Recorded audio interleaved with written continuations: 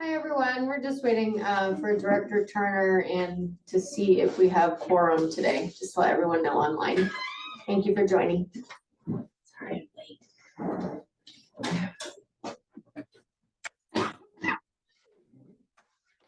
late.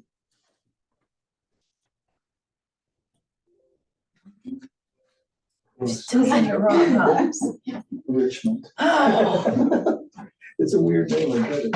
I love it. Sorry. I like Lincoln too. Yeah, probably by the time we're done, I'll have it right. Yeah.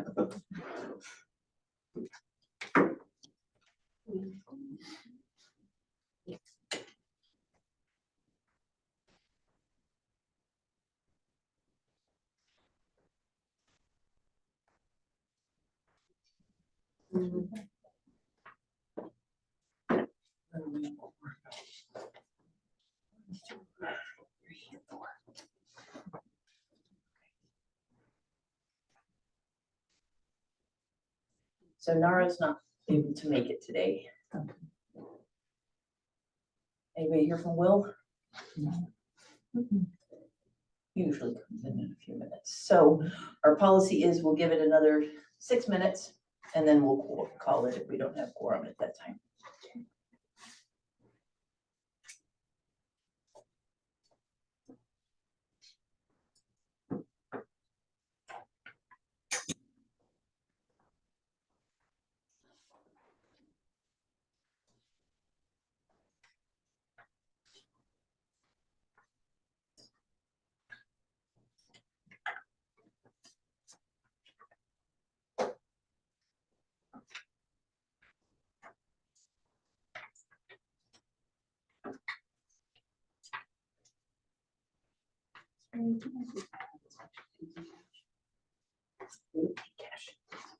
Sorry. I looked into changing it, but it would really, it would cost significant additional. Yeah. We are working on getting credit cards. Which will help them are doing our online permitting system. It'll be much nicer. Is it true that people can go downstairs and get cash, or is that not true? I heard a rumor. I don't know that they can. Hey, Will, all right, we have quorum. Yeah, right. Oh, good afternoon, then. Good afternoon. All right, we'll call the meeting to order at 1:10 p.m. Thank you, everybody, for attending. Welcome.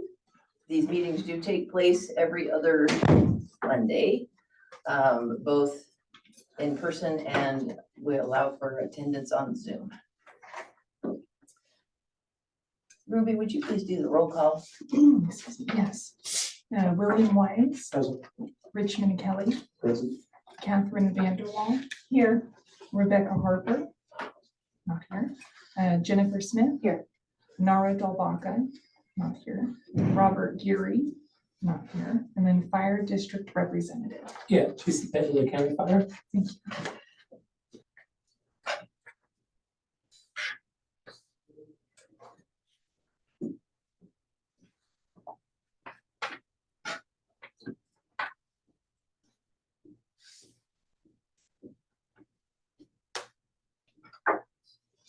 How many? Are you counting? Yeah, I was doing the same thing. we're at 9. Are we at 9 people? I thought that the addition of the fire district took us to 8, but we have 4 people absent. Oh, I wrote Nara twice. Okay, never mind. Sorry. Well, there's 8 people total. Yep, I wrote Nara twice. Okay. That's what was thrown out. Excellent. Okay, roll call. Then moving on to the next one, consideration of minutes from the March 4th, 2024 task force meeting. As the task force had time to review these minutes. So I'll take any questions.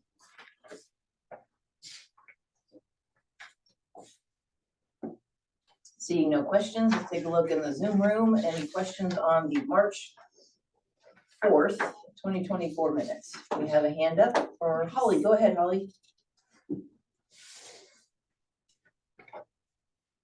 Do you have quorum for that? We have a quorum for the minutes. Let's see, good question. We're missing 2 of the people. Thank you.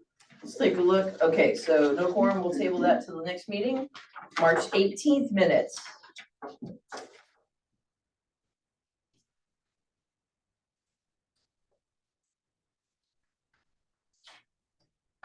Only 4, not a quorum to pass the March 18th minutes.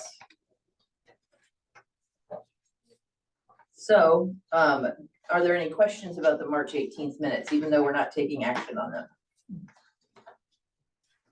Seeing no questions, any hands raised? Go ahead, Holly.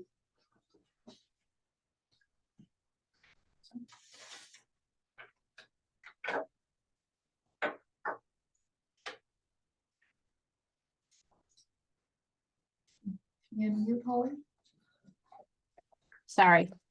You have a new thing coming up now that I have to click. Okay, under activity records F, it says blah, blah, keeping records for up to 7 years or the life of the permit. But that or the life of the permit is missing in the text on page 7 that says it passed.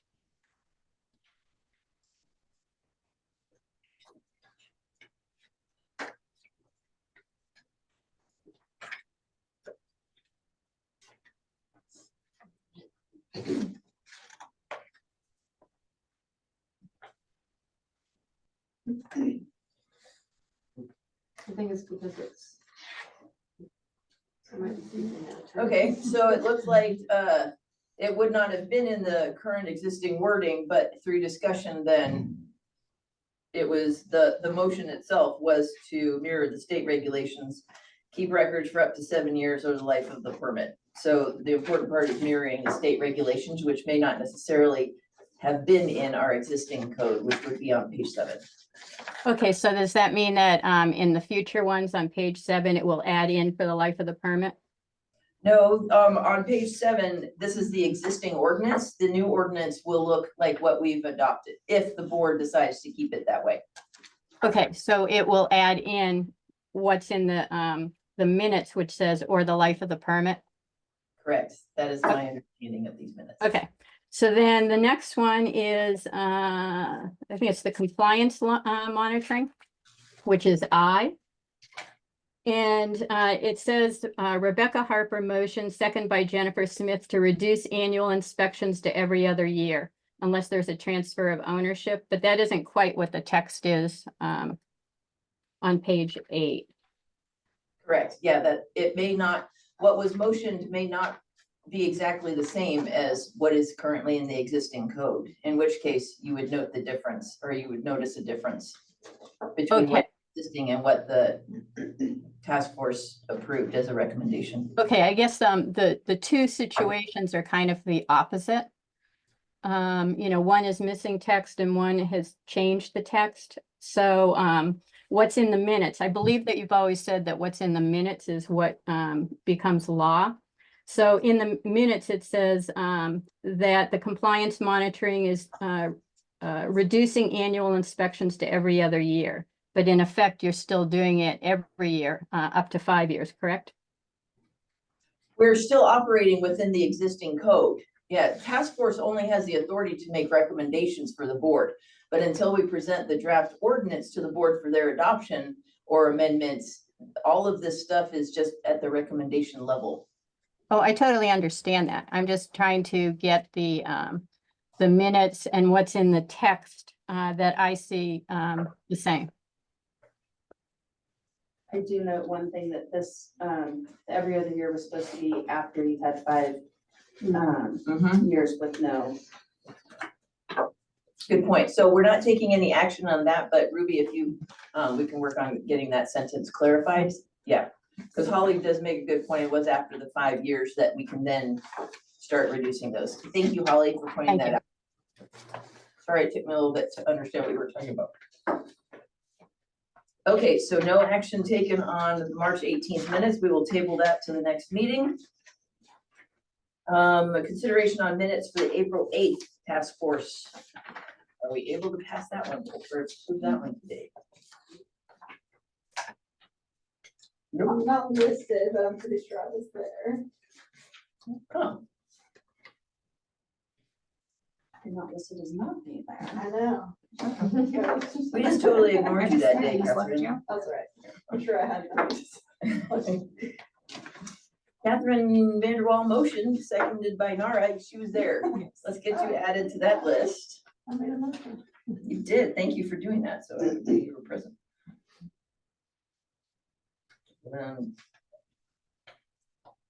Still missing 3. Okay, so we won't take action on these minutes today, but we will add Catherine Vanderwall as being present. Were there any further questions, notations, edits from the task force before we open it up to public? Seeing none. We have one. Oh wait, Holly's hand is up and then it looks like Angela. Oh, hi, this is just probably a housekeeping thing, but under section 6A, where it says county permit requirements draft statement, I believe the last 2 lines have actually dropped out an entire sentence that's in the verbiage. Bill Johnson. And it's 263, what was the rest of it? 2321. So are you saying that first section that's in italics is missing something? Yeah, if you take a look at the actual test, I think there's something about CEQA and the environment and the state. We didn't call. All right, hold on. The text is on page 2.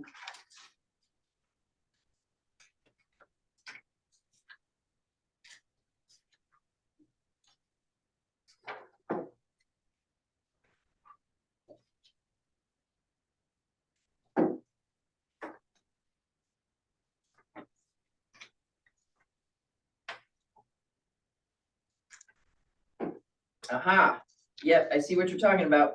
Okay, so it says, it's spot on until it goes environmental Requirements described. Quality Act. as described in the, and then we skipped a little bit, so we need to say in California Environmental Quality Act and any other applicable requirements described in the Lake County Municipal Code. Good catch. Okay, Ruby, you got that? Excellent.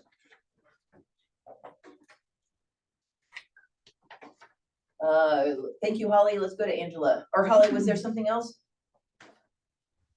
No, there wasn't. Okay, cool. Thank you. Angela? I'm guessing that is guest. It is, and I've tried to change it and can't seem to get it right. Under section 5, the discussion, I know it was a presentation, it was informational only on your part, Maria, your board of supervisors update, but you guys were going over a chart, a zoning chart, and that was supposed to be uploaded to the cannabis page, but I'm still not seeing it. So, and it's not noted in the minutes that that was going to be done. Do we know if that's still in the works or? So what I went over during that meeting was actually the staff report. I think, isn't that what I brought in? Yes. Yeah. From the board. Which is posted elsewhere, but yes, Angela, we can go ahead and get that posted. We'll add that as a supplementary material. Okay, thank you. Yeah, let's just add it as an attachment to the minutes. Can we do that? Absolutely. Yeah, let's do that. Awesome. Thank you, everybody. This is good stuff. Angela, your hand is still up. Did you have something else? No, okay. All right, no quorum on that one either. We'll go to consideration on general requirements for cannabis activities.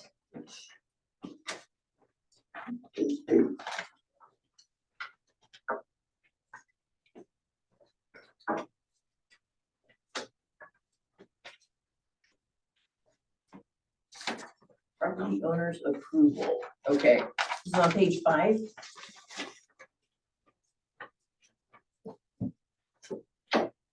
Looks like there's a last document back there. Okay, so draft statement for consideration.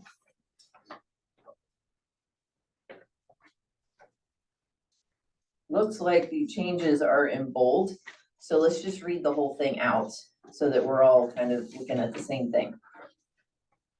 Anybody want to read it? If the property where the cannabis activity is to be located is not owned by the applicant, written approval shall be obtained from the property owner. Still got that typo right there, containing the property owner's notarized signature that authorizes the tenant or lessee to cultivate cannabis at the site.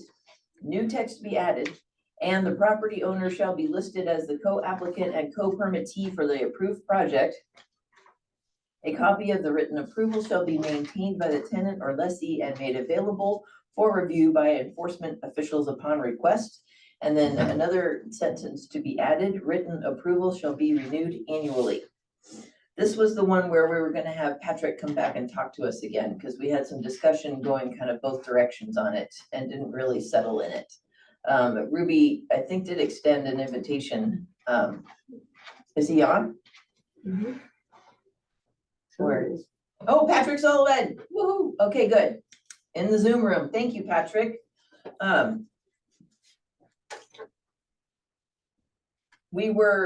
So Patrick, just so you're brought up to speed, and feel free, task force, to correct me if I'm wrong. We had discussions regarding the addition of it because it was encouraged by the treasurer tax collector's office, which has been having difficulty ensuring payment of cannabis taxes. However, the concerns expressed by the task force during that meeting were, one, the property owners may not be able to pass a background check. And second, they may not be willing to accept that responsibility, since they aren't the permittee. Was there anything else I left out that we discussed? Any other issues we could think of about adding this language in? I don't know if we talked about it, but I mean, I would have concerns with going into business with somebody. We don't require any other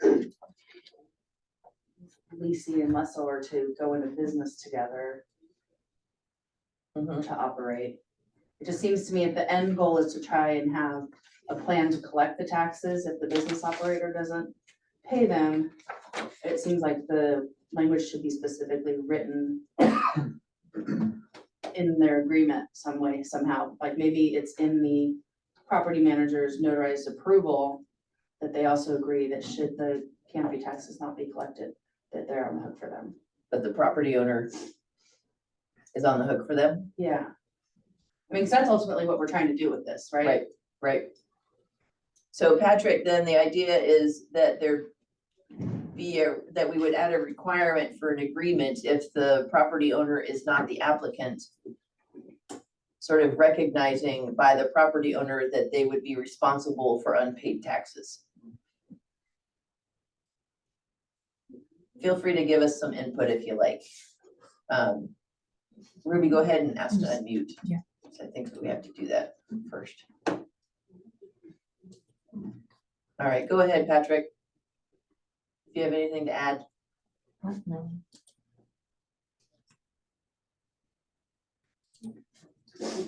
We're trying to click ask to unmute, but it's ignoring us right now.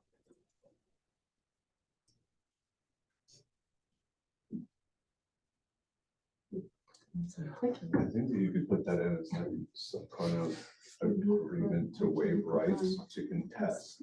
There it goes. We'll open it up for public input in a minute, Michael, but thank you. All right, looks like we had you for a second there, Patrick. Yeah, I'm sorry. I was actually out of the room for a moment, so I missed what the part was. Was that regarding the property ownership? Yes. Yeah, this is Okay. the section that would require the property owner to be listed as co-applicant and co-permittee.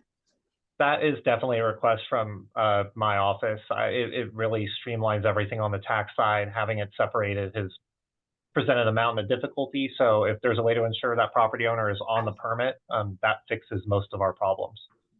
It causes a number of other problems is the Oh. issue. Because if they're listed as co-applicant, then the state of California requires the same things from them that they require from any other applicant or licensee, including passing the background check. So, we were wondering if we could look at other areas of the, ordinance or somehow. And you know what, we'll need to run this by county council if we even can, but if we could require a notarized property owner approval that would include recognition that if the permittee did not pay the taxes, that the property owner would be held responsible. Yeah, that may be viable. I definitely think that's something we should talk to county council about. I'm happy to work with you on that. And Okay. if there's another way to do it, that's great. But in the absence of another mechanism, because we're using this use permit structure, I still don't know that I see a way around it. And don't see a way around what? Oh, if we can't find another way, like you brought up, the notarized statement, something else that can work. Yeah, I'm just not sure if owner authorization form that has that in it is actually legally binding. So that's what we could talk to county council about. Sure, definitely. Okay. So let's see if there's any public input on this, but it looks like we're gonna, between now and the next meeting, staff will consult with county council to see if that's even an option. Was there any other task force input? Will. Oh, sorry, no, I'd actually like to hear from the public comment if possible, before we bring it back to the task force. Yeah, I was still on the task force initially, so great. Okay, let's go to the public. Any hands raised regarding this matter? I think Michael was waiting. Yeah, go ahead. I think to point out what Maria has already said and kind of reiterate it, tying together two people into a business is not really the point, right? The point is to make sure that the taxes and fees get paid. And then obviously having a conversation with county council to ensure that there's a very direct way. I think also when you look at contracts and the complexities that can be turned into balls of wax, having something that's really specific that says this property owner is taking the responsibility to waive his rights to even contest the charges. It could be as simple as one piece that gets added to it, might really streamline what we're trying to do. Thank you. Is there anyone in Zoom who had comments on this section? No. Seeing none, we'll bring it back to the task force. If the task force supports it, we will take the next couple of weeks to talk to county council and see if that's an option and report it back at the next meeting. I have another question, if that's okay. Sure. The annual approval, meaning each year it has to be renewed annually.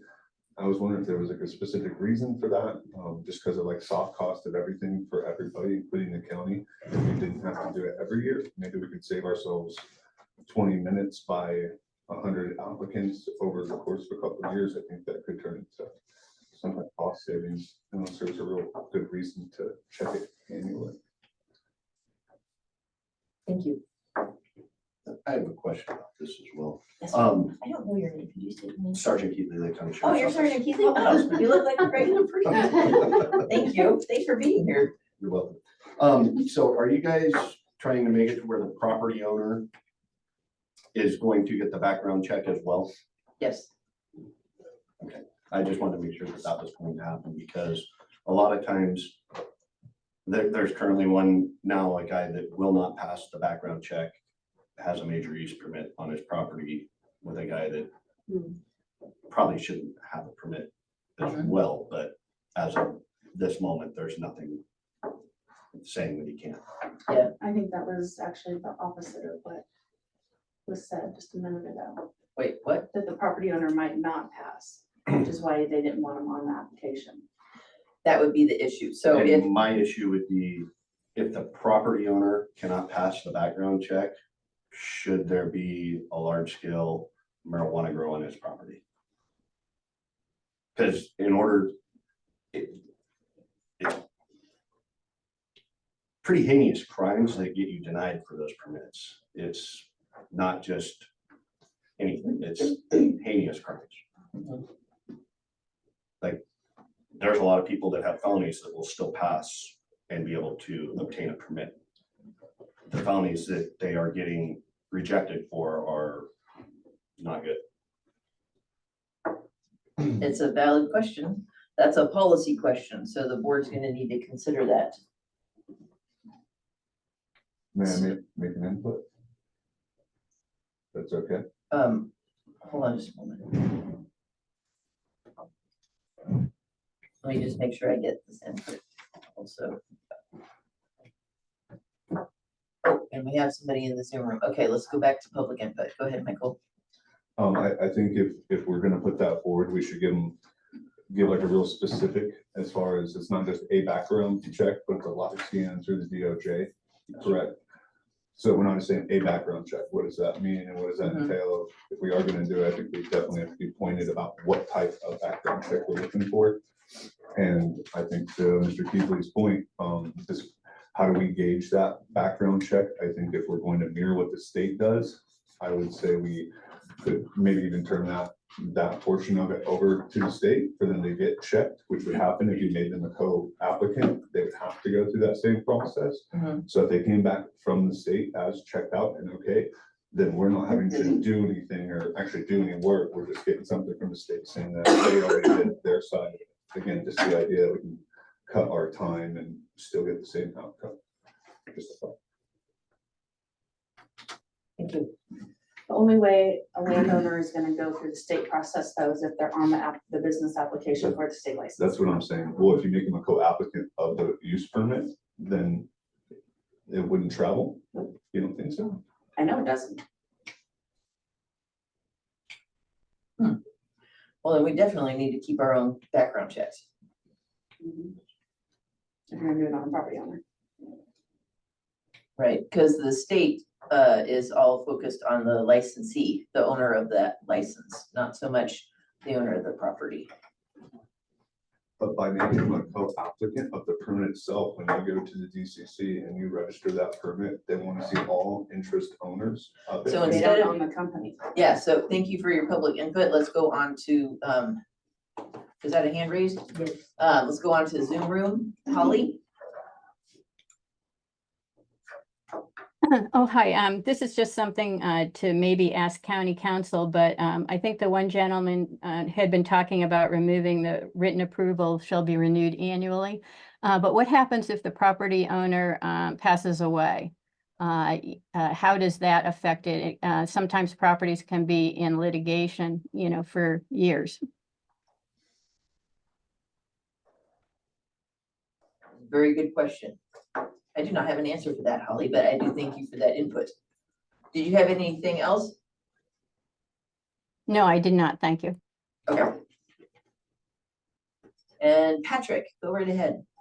Yeah, I was going to add something to what I was bringing up earlier. For landowners that don't want to be involved in the cannabis permitting or licensing process, I mean, I have seen landowners in this county that have transferred ownership of the property but retained a promissory note, like a deed of trust, to maintain their financial interest in the property. I mean, maybe that may be a solution for landowners that don't want to be involved. I guess to the point Sergeant Keithley was making, I think I'm in feeling a lot of those same issues from my end, that because our structure is a use permit, and I realize it is a policy question perhaps for the board, I just think there's a host of problems that's developed by not having the landowner on there. I understand that some of them don't want to be, but in terms of protecting the people and protecting the county, I guess I'd have to say I definitely think it's better that they are. And I had not really thought about why others have structured it that way. I think that's an option for landowners that want out. So I think that's really something that should be considered. Thank you. Were there any other hands raised? None in this. Okay.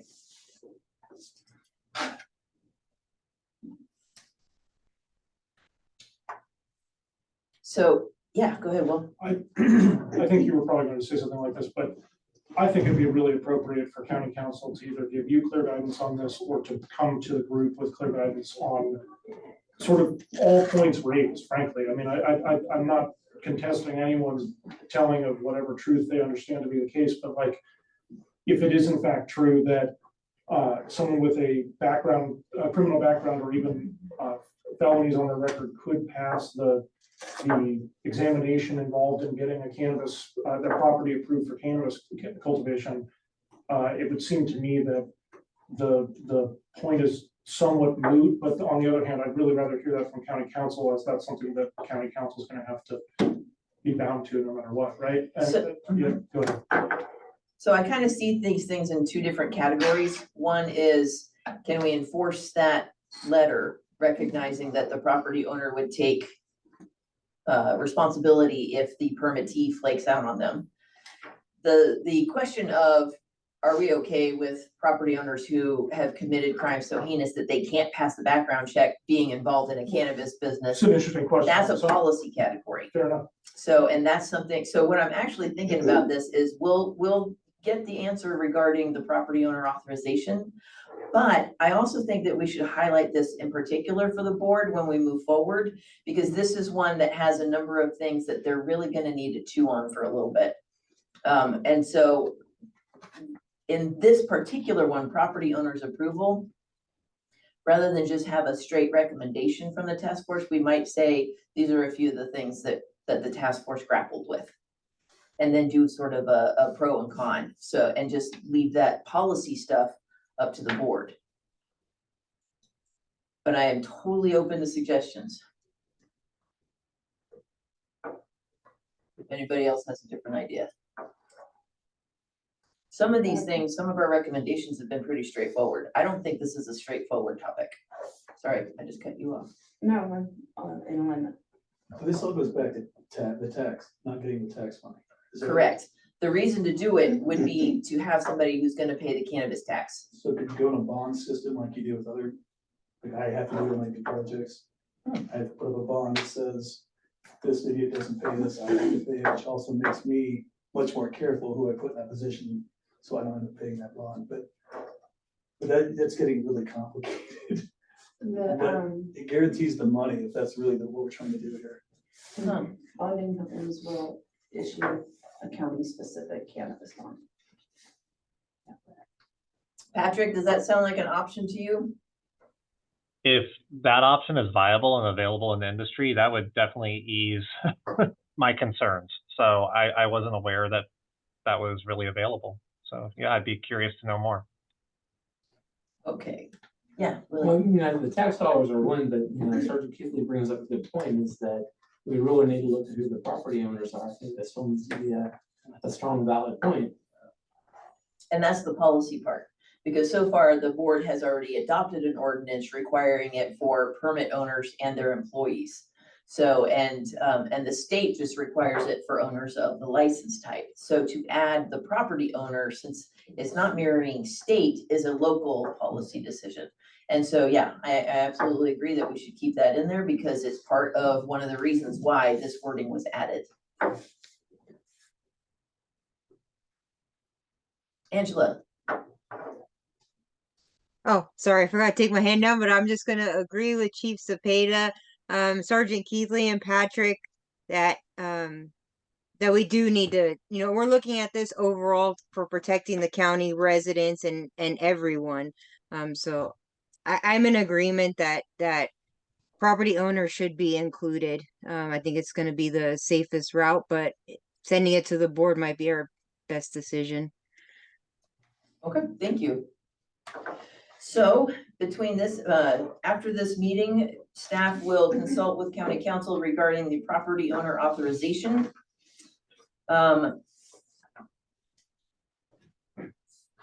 We will also start looking into bonds as an option, just so we can report back.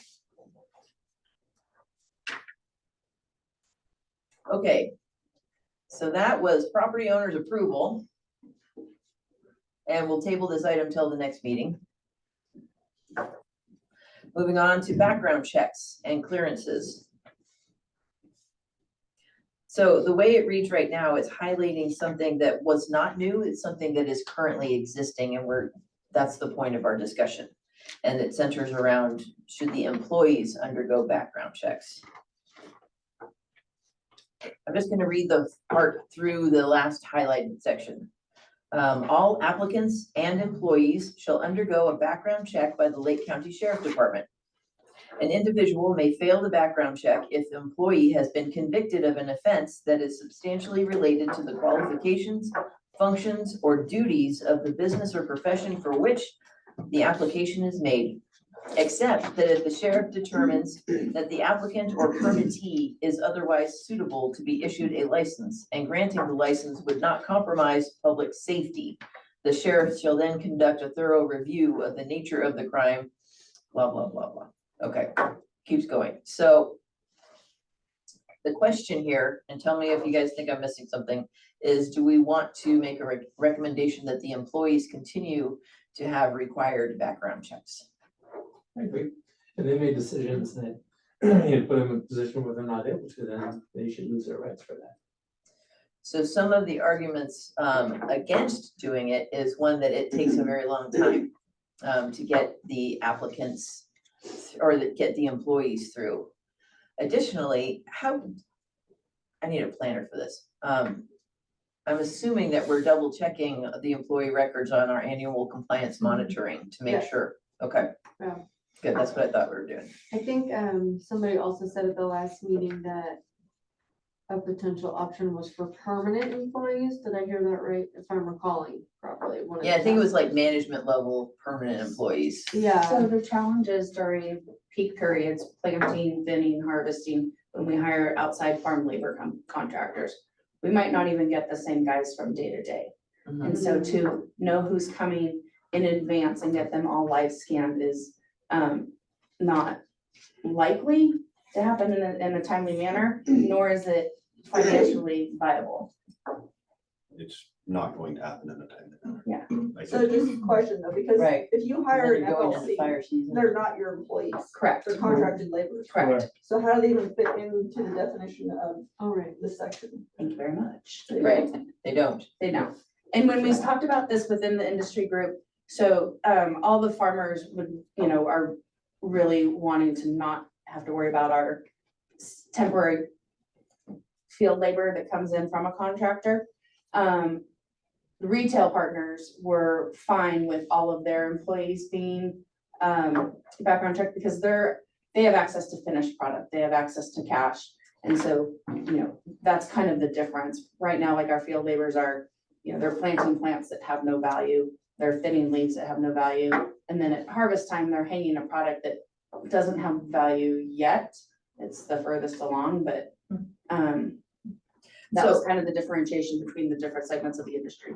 All the ones in the middle then, the manufacturer, distributor, processor, they would all have access to finished product as Yeah, well. and so I would say, we don't have a lot of those here, but yes, Yeah. they would all go through background checks as well. It's just these large groups of seasonal, like we don't background check people that go to vineyards just to harvest, Mhm. or pears or anything else. So it's just those peak periods when we're contracting with farm labor companies. So. And then like Catherine points out, they're technically not our employees. So if they're not the employees, what's the point of having this in the ordinance? We did talk about having it for They the are permanent employees. There employees. are employees, but what I'm saying is that if you hire FLC, Mhm. they are not your employees, they're contracted labor. Right. So that farm labor contractor goes through everything else to get their license to be able to hire, transport, house people to provide services. Right, so An if that's, FLC wouldn't fall under this. right, but this would still apply for all the other ones Mhm. that have actual employees. So the only thing different is cultivation. Well, as far as I understand it, many operations have both, right? There are applicants and employees, as in like full-time staff, if you will. And then in order to accomplish these large-scale and fairly rudimentary tasks such as leafing, I'm guessing, farm labor contractors are brought in who they themselves have employees who are, as far as I understand it, not encompassed in each applicant and employee. Right. right? That's That's what, how I that's felt. what I think you were as long getting as at. that interpretation is consistent from year to year, you know, we've had a lot of turnover, and so there's been times when that has not been the interpretation. So how about we add wording that this does not apply to agricultural contract work, Well, just to clarify it? mhm. I think that actually opens it up more, Yeah, Maria. Okay, Maybe if we use some specific language around the risk and accessibility to cannabis, because that's where it poses the biggest risk when they actually have access to the product or direct access to the systems. So if they are accessing things that would be considered limited access from the state, so if they go into the authorized or limited access areas, that, because then it also means if somebody comes in, maybe they're not a routine employee, but they have direct access to cash and drugs, right? It's not really based on them being a longtime employee of this company. So maybe if we categorize it based on the exposure or the risk that that person was exposed to. Anybody touching finished goods. That, yeah, some way, like if they touch something and have access to it direct, then, and again, it's not because they worked there for 5 years. I would say if they touch it and they have accessibility to it, then they'd wind up in a category separate from your farm labor or your general guy out there telling, you know. so how about all applicants and employees with access to finished product? Yahtzee. Because I think we should keep it, because we Yeah. want the background checks.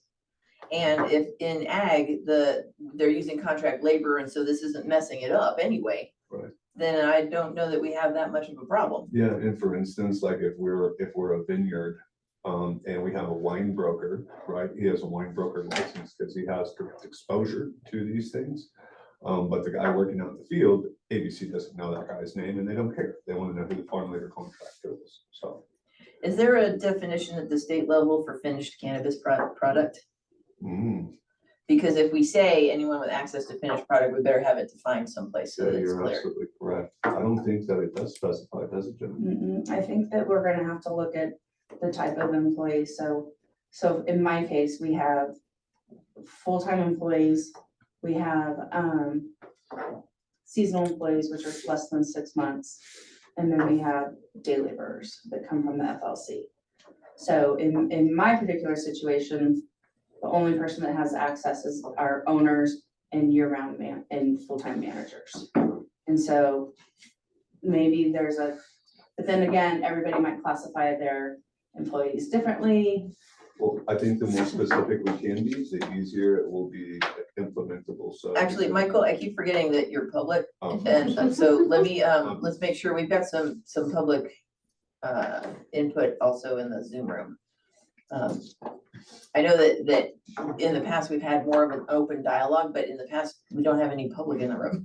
So it's been kind of easy to differentiate. Hey, be quiet, So- Michael, that's totally. We'll get back to fine. you, Michael. Totally fine. Well, All right. can I just add, Maria, too? Yeah. I think one of the previous discussions we had too was like, not so much centered around the FLC, but like Jennifer just said, like, cause if you have an operation where you're hiring seasonal people that are less than 6 months, Mhm. then that's where that problem or that challenge comes in of getting those people background checked in time to actually utilize their services before you terminate them. For this Mhm. reason. So, I think that's why our conversation centered around full-time mhm. employees also last time. So, Okay, let's go to the Zoom. Oh, wait, And the sorry. one thing that's always important to remember is that as an operator, I don't want anybody with a questionable background with access to my product or working on my farm. And I think that contrary or opposite of what Sergeant just said is that, I think most what I see are people who have previous cannabis, in fact, or, incidents, which the state has certain criteria for allowing those people to still work in the industry. I don't want a murderer on my farm. Right. I don't think anybody else does. The guys with the cannabis, that doesn't disqualify, that have Yeah. the prior convictions unless they have after 2016, and then they get convicted without having a license, then yes, it will. Good to know. Yeah, so I mean, I think that I'm fine having like my managers and full-time employees. It's just, like I said, there's been different interpretation of employee versus farm labor contractors before, so. Mhm. Mhm. Okay, let's go to Zoom if we have nothing further from the task force. Mario, we'll come right back to you. Go ahead, Angela. Thank you, Maria. All right, ready? I'm gonna Margot go and Sarah. against the grain here. So first, maybe Sergeant Keithley can give us an idea of how long a background check actually takes. So if someone knows that they're gonna be working during harvest season, let's say October, they can, if I wanted to go work on a farm, I could start processing my own background check in May, then I can go work wherever I want. And then also if Sergeant Keithley can, not right now, but at some point, provide criteria which you could have a conviction for, but still get approved. I think that's where a lot of hesitation comes in. People think that, oh, I have a DUI, it's a felony DUI, I'm not going to qualify. Maybe if we had some clarification, like, yes, you can have these convictions, but you would still be approved, might make it a little bit more easier for people willing to accept it. One issue I have is at a previous meeting when we had this discussion, there was mentioned by someone in the industry that they were hiring employees that weren't legally allowed to work in the US and would not pass a background check. That's a whole issue on its own. We shouldn't be hiring people that aren't even legally allowed to work in the United States in the first place. If farms want to use contract labor, then perhaps we need to change the language to make it say an employee or a farm contractor. If you're using a contractor, the contractor will ensure that the laborers they are providing are compliant. Even though they're not working around finished product, they're still working in a secure location. We look at all the security measures there are around a permitted facility. And don't forget, we're still dealing with a federally, it's a plant that is still Schedule 1 drug in the federal legal use part of it. So it's still a Schedule 1 drug. I know everybody wants it just to be ag, but until that changes, we still have to make sure that the residents and everyone around it are protected. So maybe we need to make it employees or farm contractors need to ensure that they're providing people that have been background checked. Thank you. Thanks, Angela. Sarah, hold on a minute. We're gonna go to Margot and then we'll come back to you. Go ahead, Margot. Thanks, Maria. To piggyback on Angela's suggestion, having farm contractors be responsible for the background checks of the employees, whether they're contract employees, day laborers, et cetera, that makes a lot of sense. But here are some questions that might point to some other solutions. So there is a lag time to get cleared to go through the process of a background check. So is it possible that as an industry in Lake County, that the cannabis growers collectively say, hey, let's get a pool of qualified applicants together so they're ready to go. Get them cleared. So that is an available pool of day labor. And if that's not feasible logistically, what about the labor contractor who services the cannabis growers? So can that a labor contractor be getting that pool of day labor available for Lake County cannabis growers? So that pool, so you're not hit with that crunch to, scrambling to find day labor to, get your crop in process on time. So that's one. And the other question would be, I lost it.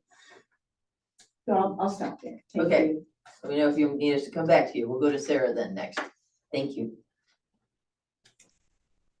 Hi, this is Sarah Bodner, consultant representing Canvas Farms. And I think that, I want to add a little perspective to this conversation. Firstly, we're talking about requirements for legal permitted farms. And these are all the farms that are trying to do the right thing. And a lot of the energy, I think, that comes out when we have this conversation is probably fueled by illicit market activity. So I just want to kind of frame it as that I know that there's still frustration around a lot of unregulated activity, but this is not that. We're talking about the most regulated and the people who have walked through the front door to do things right and be accountable. And the conversation about background checks is not about trying to skirt public safety or try to bring known dangerous criminals onto your business property.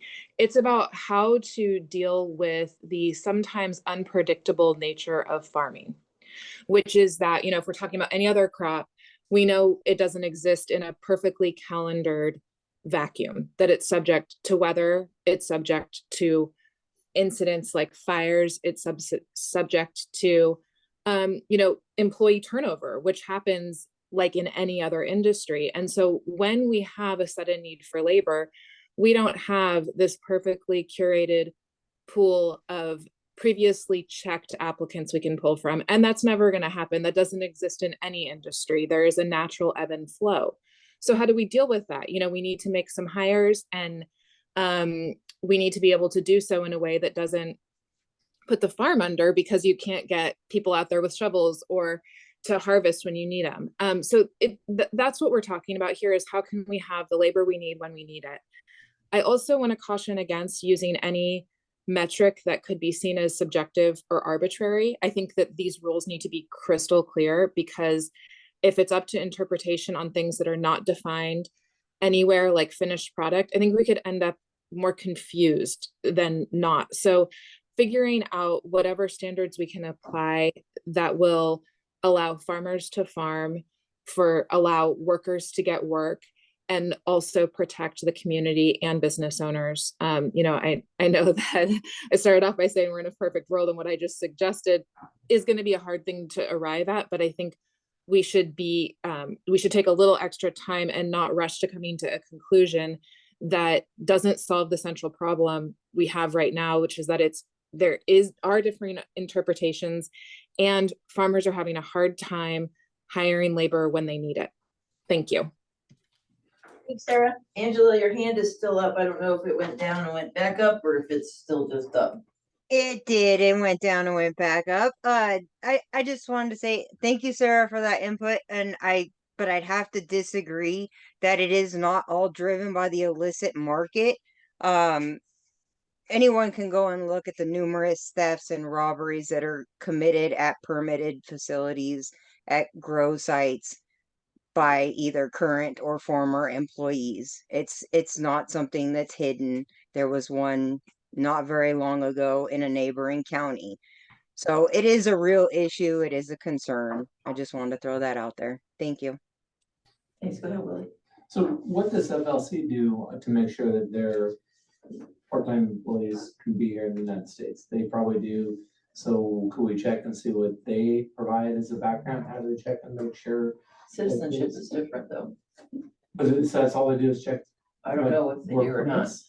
Yeah, I don't know. It's their responsibility to make sure that the employees can work here in the county, or here in the United States. So what is it, an I-9? I was just curious if they had any other type of more in-depth where they make sure they aren't bringing them, or cartel or anything like that. Yep. Maria, can I answer something? Angela, okay. Second.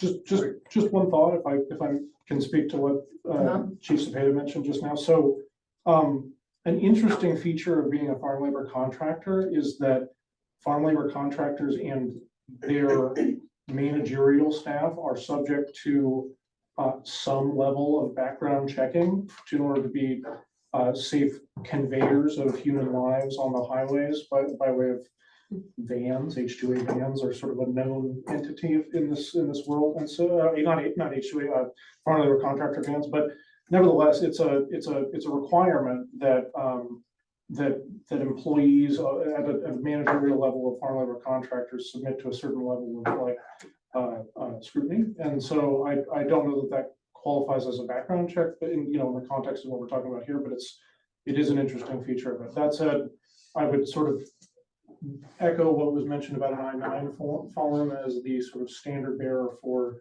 verification of ability to work by way of legal status in the United States as for all employees or all employers. Yes, or maybe so, yeah, thank you. Yeah, but that's not getting to No, who's it's not. actually doing the labor. No, it's not, of course not. That's But just the guys running the farm labor company. that's the first part of what I said was. The second part of what I said was related to legal status to work in the United States, not related to cannabis, right? An I-9 is that document and is that way of verifying one's documentation. So, All right, so we're not really talking about citizenship. We're No. talking about background checks. Right. Go ahead, Richmond. Yeah, and this is not gonna be popular, but as a business owner and somebody said business internationally, import export with really heinous kind of areas of the world. The only answer to me for this is to make everyone have the background check. And I know that sucks. I know I would be against it if I was doing grows legally, and it's frustrating, but if you want the credibility that you deserve and you will have, you're gonna have to do more, and it sucks. But I'm just telling you, I've spoken to a few dozen people this last week in South County and my little Jerusalem Valley. The number one concern is background checks. They don't trust anybody. And I don't even know what it's based on, to be honest with you, but it's there, it's real. Everyone, it was a consistent theme. I've spoken in another meeting we had after this one last week. And I'm just telling you that it really does seem like people are concerned with it. I don't know if it's justified statistically. Maybe you could, the sheriff's department could speak to that, but people really do want people to think, or at least know they've had the background check. And like I said, as a business person, it'd be frustrating, but as the cannabis industry, you're gonna have to do more. It sucks, but just, I don't know how you get around it.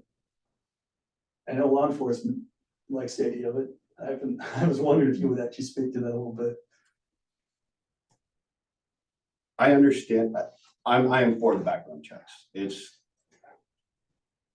I understand the other side of it when it comes to getting the labor for planting and for harvest time, especially for harvest time.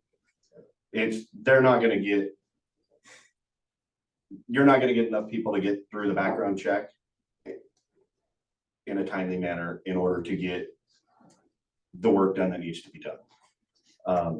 I think even pear farmers the last few years, they have a hard time getting enough people to get their crops out. It's gonna be the same as that. It's gonna be rough. That being said, though, even if you don't give them the background check, you're still opening yourself up. You don't know who that is. As for the finished product, if that plant is flowering and it's being harvested, that's finished product. It's ready to go. It's not that tough to finish that product. All you have to do is clip it from the plant and take off with it. And it happens every year.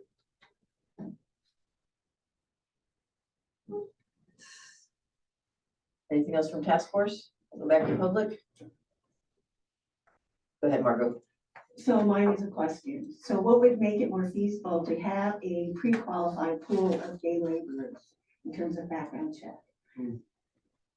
You're talking thousands of people and people that only work in cannabis for 6 weeks out of an entire year. I don't see a farm labor contractor incurring that expense. It's $137 per person.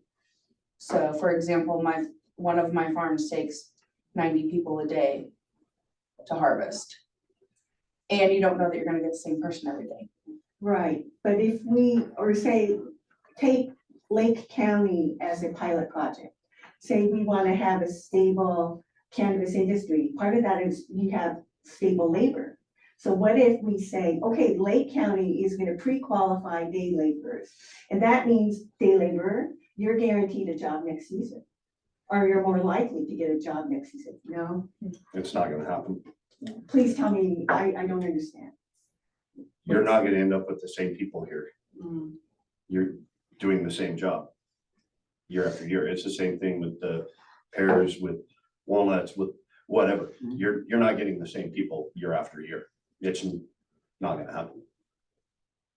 Unless you have people who live here locally that wanna do that work and do it year after year, that would be the only way. Is that feasible? Do we have enough local people who might be interested in that? I think Do we know? I think if that was a question, we'd also see those same people working in the vineyards and other places that we already bring in huge amounts of migrant workers to fill. I think the ultimate of my perspective would be, let's have laws on the books that are enforceable and aren't forcing people to lie. So if we can have the understanding that farm labor contractors are not there and their employees are not our employees, that's reasonable. I have 4 employees on my farm. I have no issue background checking my 4 employees. Okay, go back to public input in the Zoom room. Go ahead, Holly. What is wrong with the idea of, which has been brought up before, et cetera, but putting the onus on the worker, maybe in January or something, if somebody wants to work in this area or this field, they go and they get a background check, and then it's like having a license, a driver's license or something like that. And then secondly, if the police department or the sheriff's department did, as Angela had mentioned, put out a list of offenses that are considered not an issue, et cetera, it might make people more interested in going and getting a background check. I mean, if you want to drive a truck, you have to get a truck license, I believe. But anyway, that's just a thought. Thank you. Go ahead, Angela. Thank you, Maria. I guess this is a question for Sergeant Keithley. Can you tell us how long, if I was to go in to get a background check this year, how long is that background check valid for? Can it carry over 2 seasons if I don't have any violations? Or is that something you have to do annually? I believe it's every other year. Okay, thank you. Thanks, Angela. Go ahead, Sarah. Hi there. I really appreciate this discussion and how people are really listening. And I just want to clarify that, this is Sarah Bodner, and I'm representing Cannabis Farms. And clarify that some of the suggestions that are being thrown out, they might seem easy and possible, like just go get everyone background checked in January so they can work this year. It's simply not how farming works. It's highly seasonal. Crews travel all over the state and all over the country to do different harvests. So they could be harvesting apples or peaches for 1 month, and then they're out planting corn another month. So we're working in a much bigger system, and if farm labor is not that tightly orchestrated, and we don't have a large enough industry here to garner that kind of stable employment and dedicated workforce. So if it was that easy, we would already be doing it. So I think that, where we're arriving is that it's not that simple. And I do appreciate that everybody's being heard. I just wanted to add that clarification. Thanks. Thank you. So the current wording of the ordinance requires it of employees and owners, or applicants and employees. We already have an exclusion just based on the interpretation of employee that excludes contract work. So the question of the task force is, do you want to change that in any way? If we want to keep it the same way with a carve out for contract work, ag workers, then what I would recommend is adding a definition of a cannabis employee that mirrors the federal definition of an employee, which excludes contract workers. If we wanted to change it, then that's a different recommendation, and I'm open to the task forces. But I feel like regardless of what we should do, or what we do, we should define what an employee is. Yeah. So that way, if there is change in staff, personnel, whatever, then the interpretation is not changing. Mhm. Then it's, it's already laid Yes. out. Yeah, because the board could fire me for any reason, anytime, any day. And so the next person that comes in may interpret it differently, but because I read employees, so I'm already thinking of what does the IRS say an employee is, Exactly. and that's how I interpret this. So additional clarity, I think, could have some value. And then we add that to our definitions. Mhm. I don't think it's in there. And then I think we change the word here to be cannabis business employee, so that we can keep it specific to cannabis, because we don't have these recommendations on anybody else. Because there's definitions of the Fair Labor Standards Act for any individual employed by an employer. And employee is defined as including to suffer or permit to work. I was thinking more along the lines of, you don't, like, you have your work assigned to you, you have a set schedule, you don't make it up on your own, you know, like contractors do. That's my very foggy understanding of the IRS definition. What But- about farm labor contractors? Like, isn't that specific to FLC? I'm not super familiar how it works, but Well, they're contracted labor, so it's like they're not on somebody's payroll. yeah. Like, you know what I mean? It's like Jennifer's not, she doesn't have the FLC on her books and taking out Right. taxable wages and all that other stuff, so. Or unless it's like farm laborers, like as defined or licensed or contracted through the FLC specifically, or could that be anyone? Is that too big? I don't know where you're going on. I guess, cause we were talking like, Just just try like to further, putting in like what define that, defines an yeah. employee. So like, looking at it like, well, whatever. An FLC is not like an employee, right? Cause it's contracted labor. It's like you have somebody who's gone through a whole nother set of licensing requirements, and then they hire people on, and those people are their employees, right, and they're responsible for those people. yes. Yeah. So I was saying just to try to define that specifically I think for if we that get, group, I think if we get too specific, that's when we'll get in trouble. yeah, Yeah. I think you could define also what an Just defining what an employee is. employee is. yeah. Either that or define what a contractor is, one of the two. But if Because it's right now- not, if it's not gonna be applicable or pertaining to contractors, then why muddy the water? I mean, I think this section has a lot to still go through. But like I said, regardless of what direction we take it, I think we need to define what an employee is. What does the county have a definition of? I mean, how do they A define? employee? definition, I don't know that we've ever defined employee. And that's why it swings with the winds, you know, that's why sometimes contract labor is included, sometimes it's not. Because we never had that clarity in the beginning. Could you put something general, just like contractors? I don't, it seems like there's potential for other loopholes with that as well. Right. That's Whereas why I if was you- saying maybe specific to the farm labor contractors, but Well, if we just define what an employee is, then we can interpret what it is not. Could we just use the definition from the state? Of what an employee is? I'm open to recommendations from the task Well, I force. think I would like to see like, maybe like, this is IRS, how do they define employee, like what? Okay, Just say, instead of just saying, use the definition from the state, we don't even know what that definition is, so. okay, I feel like this is another to-do thing for the staff. Between now and next meeting, we will gather up a few different definitions of employee. Well, I mean, this one's, an employee is an individual who works under the supervision or control of an employer. Kind of It's a little- vague. because, well, Yeah. the subcontract's like somebody building your house. And what sort of, Acme building that has 25 different subcontractors. Yeah. I think we just need to understand that, and everyone in this room, I think, especially the people that are involved in the industry, it's the same as construction, it's the same. You have to just understand there's a massive loophole that we all use, and it's called contract labor. It's just, and, you know, I'll have 2 full-time employees, but then I'll have, 50 people that are, under someone else, it's all legal. I just think we need to understand if that's what we're okay with, and that really is the way we do things, and it is. Almost everything we're talking about, then we just define the 3 real employees that you consider full-time or whatever, and then we all just need to understand, we all know how this works. well, And- that's the secondary question. Do we want to recommend that background checks be required of contract labor? That's the second question that's been kind of floating around. It seems like the main question. Well, and I think too, instead of just throwing out contract labor, because anybody and everybody's gonna say, I'm contract labor. But be specific as a licensed farm labor contractor. There's a lot of, because there's a lot of they- gray in there.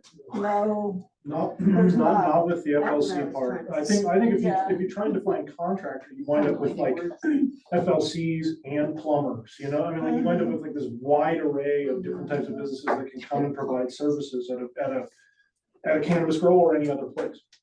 I think if you, let's be clear, my company is an FLC, we do not work in cannabis, just felt like worth stating for the record.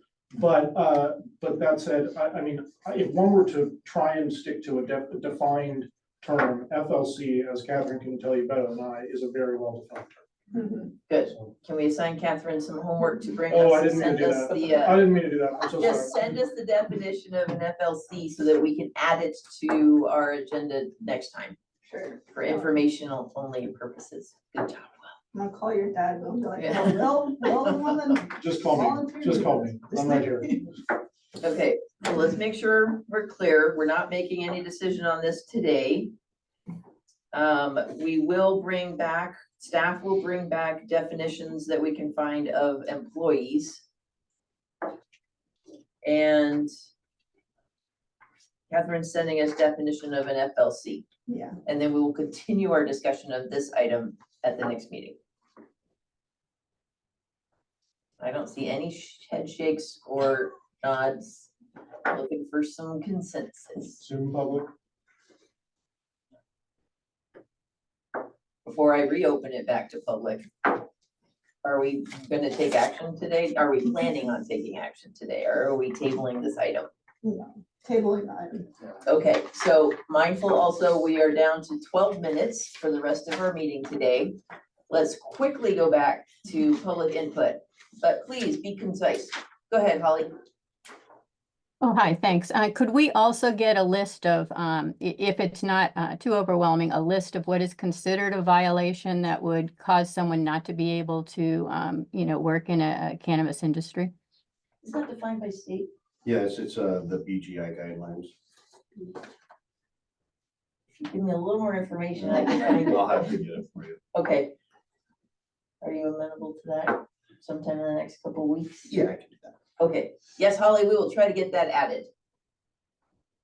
Thank you. Okay. Where are we? So we can either start talking about prohibited activities, tree removal or water use, or we will put early for the day. What say the task force? Well, nothing we can make decisions on, so let's at least start the conversation. There's trees. Page 10. Thank you.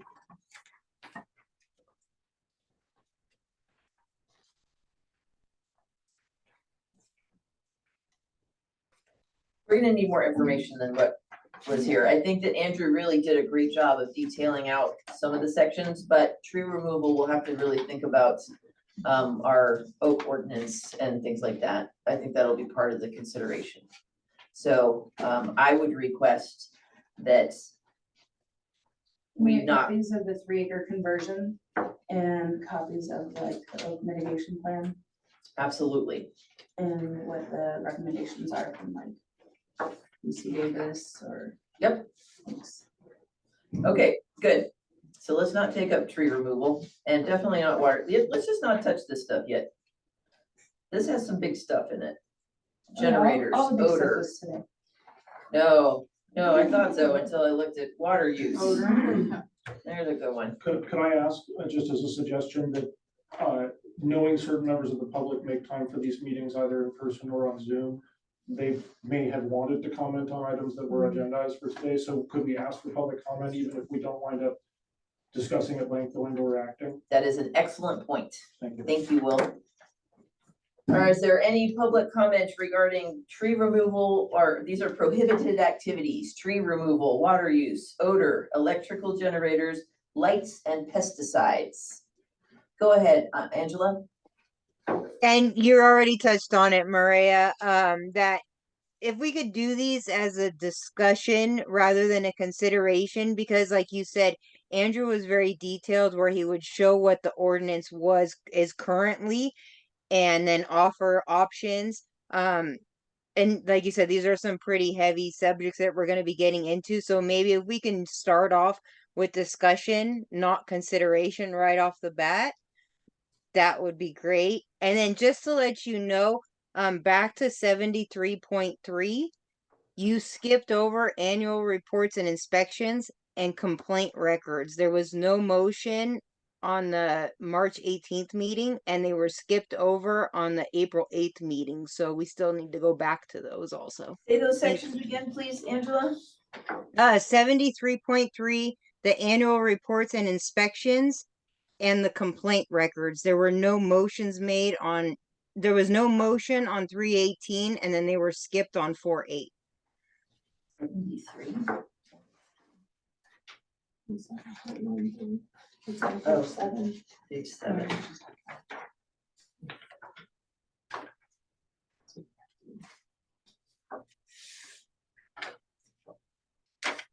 On page 7, all I see is activity records. Is that what you're talking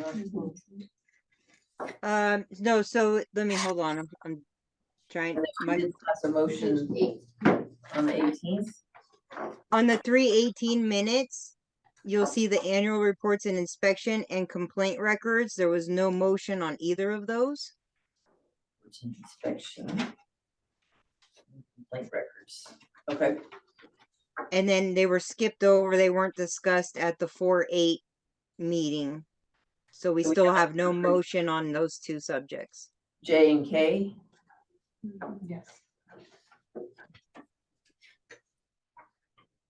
Okay, I think that was inadvertently omitted from the agenda then. We'll make sure that gets added to the next one after Ruby double checks the minutes. And just so I can just bring it up real quick, for the J, the annual, the reports and inspections, it wasn't even that there wasn't a motion made, there just wasn't any recommendations at the time, but Jennifer did say that reformatting it to include the items G through I would be best. And so we were coming back to that. Oh, is this the formatting issue? Yeah, so there wasn't really any recommendation, there wasn't really any of that, it was just reformatting it, Okay, moving forward. so how about this? Moving forward, since we do continually refer to this packet, let's just make notes on that then. So that it's clear and it doesn't look like we just skipped it. Awesome. Thanks, Angela.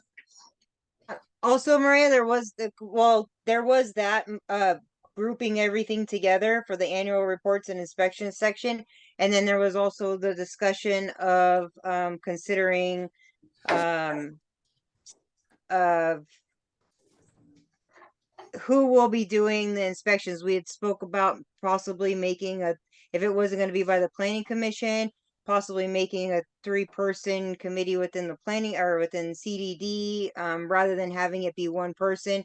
Going back to like what you said before, just in case there is, hopefully you don't go anywhere, but we have seen turnover at the county level. So just so for consistency's sake later on, if there is an issue. Thank you. Thanks, Angela. Go ahead, Holly.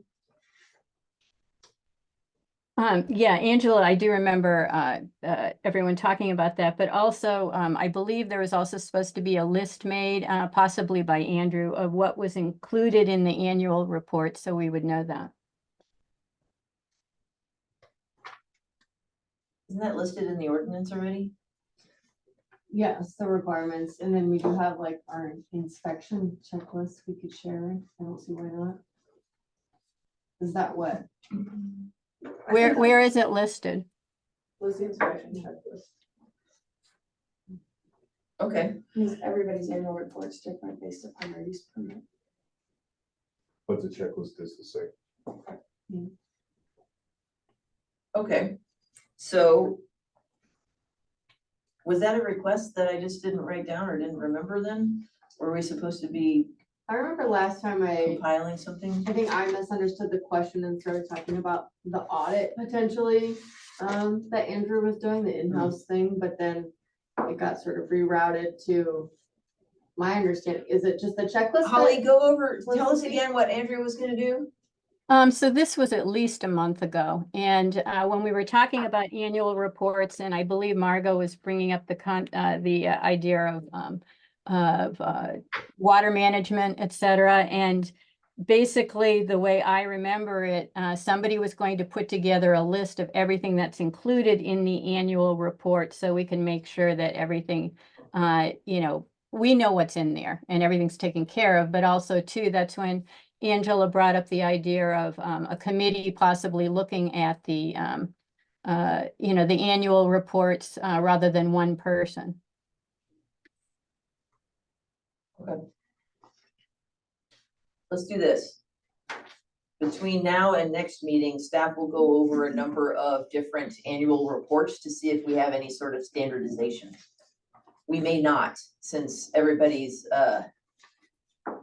permits are just slightly different, but let's take a look at that first. And we can bring a report back next meeting. And I imagine it would also be looking at how the conditions of use are working out. Yes, sir. That's part of it, yeah, and we also do that on site. And we'll also bring you, we'll also add the checklist for the on-site inspection. That would be great. Everybody can see what we look for. Okay. We have work to do. Do you guys get that? Do you have any questions? When I see we, You mean me? y'all, yeah. Let me know if I can help. Okay, good. So it's 2:27.